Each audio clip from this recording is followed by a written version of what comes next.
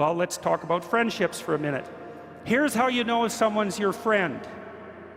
A, you can tell them bad news, and they'll listen. They won't tell you why, you're stupid and why that bad thing happened to you and how something worse happened to them once and, derail the whole conversation. You can actually tell them bad news and they'll listen. So that's a good thing. And then this is a weirder thing. You can tell them good news and they'll help you celebrate.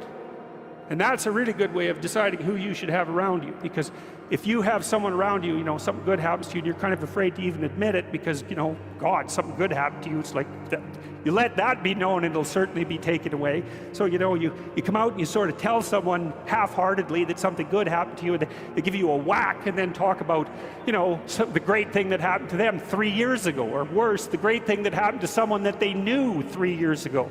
It's like, go away from that person. They're not helpful to you, and they're not helpful to themselves either.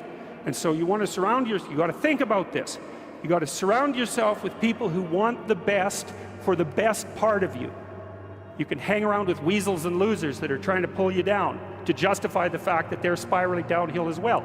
And the upside of that is you don't have to have any responsibility, and you can all whine about how wretched life is, so that's pretty attractive. But I would say it's also a bad medium to long-term plan. And so it's acceptable and desirable to try to surround yourself with people who are facilitating your development. And you might say, well, I've got people around, I know them well, they're not doing that well, and they don't fit into that category. It's like, what's your point? What are you going to do with them exactly?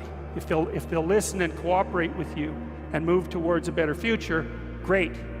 If they don't pay any attention and they keep doing the same damn things over and over and they're not going anywhere and it's painful, then maybe the proper thing to do is say, you just have your misery.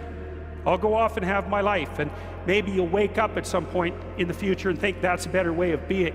Because just putting up with it is, well, they call that enabling, right? You put up with that sort of behavior, you're providing tacit consent for it and even tacit approval. It's like, it's a bad idea. You have, I would say, both the right and the responsibility to surround yourself with people who are good for the best part of you.